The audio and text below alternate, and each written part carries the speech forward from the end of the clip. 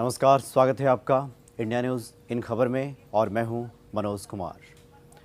पूर्व केंद्रीय मंत्री पी चिदम्बरम के बाद कांग्रेस के एक और वरिष्ठ नेता हरीश रावत के खिलाफ भी सीबीआई का शिकंजा अब कसता जा रहा है और बहुत जल्द सीबीआई उनके खिलाफ एफआईआर दर्ज करने जा रही है। तो आखिर हरीश रावत ने क्या कर दिया ऐसा? इसके लिए आपको 3 साल पीछे लौटना होगा। याद कीजिए 2016 जब सरकार गठन की बात चल रही थी उत्तराखंड में, और उस वक्त एक स्टिंग ऑपरेशन सामने आया था जिसमें देखा गया था कि हरीश रावत कुछ विधायकों की खरीद फरोख्त में लगे हुए थे। और उसके बाद अचानक कांग्रेस के कुछ विधायक बीजेपी में शामिल हो गए थे और उसके बाद वहाँ पे राष्ट्रपति शासन लगा दिया गया था। हालांकि राष्ट्रपति शासन को पहले हाई कोर्ट में और उसके बाद सुप्रीम कोर्ट में चुनौती दी गई। उसके बाद हरीश रावत सरकार को बहाल कर दिया गया था। लेकिन हरीश रावत सरकार के बहाली से पहले जब राष्ट्रपति शासन लगा हुआ था, उस वक्त राज्यपाल ने एक संस्तुति दी थी सीबीआई की जांच के लिए कि जो स्टिंग ऑपरेशन सामने आया था उसकी सीबीआई जांच करे। ये संस्तुति अभी दी ही गई थी। उसके बाद चूँकि हरीश रावत सरकार सुप्रीम कोर्ट के आदेश के बाद बहाल कर दी गई, उसके बाद जो कैबिनेट की बैठक हुई उसमें राज्यपाल की इस संस्तुति को वापस ले लिया गया, निरस्त कर दिया गया।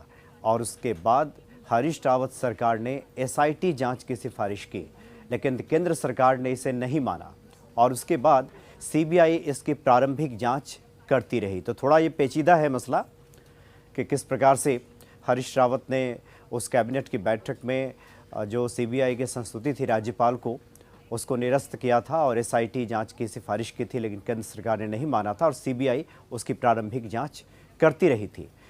उसके बाद फिर एक बार हरीश रावत पहुंच गए थे हाई कोर्ट और उन्होंने कहा था, सीबीआई जांच को चुनौती दी थी और कहा था कि उनके खिलाफ सीबीआई जांच नहीं होनी चाहिए। वो मामला 2016 से चल रहा था।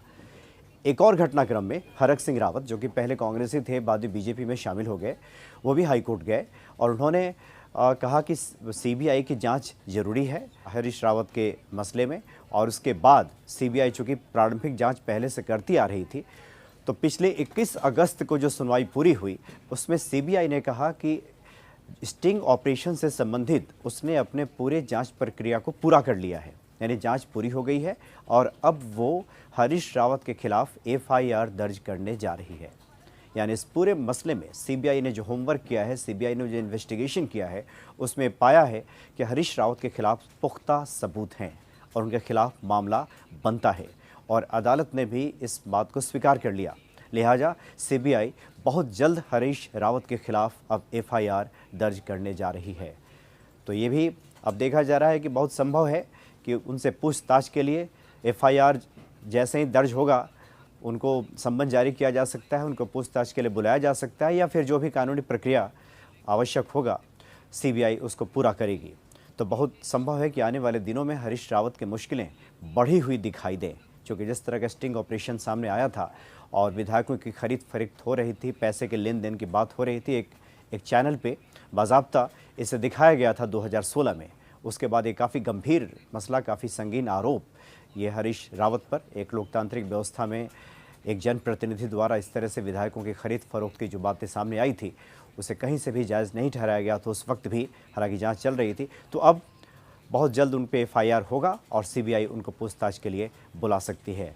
अब अपडेट का इंतज़ार रहेगा कि आगे हरीश रावत को लेकर क्या अगला फैसला सीबीआई करती है, अगली कार्रवाई सीबीआई करती है, जिसमें सबकी नज़र रहेगी। फिलहाल इतना ही। नमस्कार। इन खबर चैनल को सब्सक्राइब करें और बेल आइकन दबाना ना भूलें।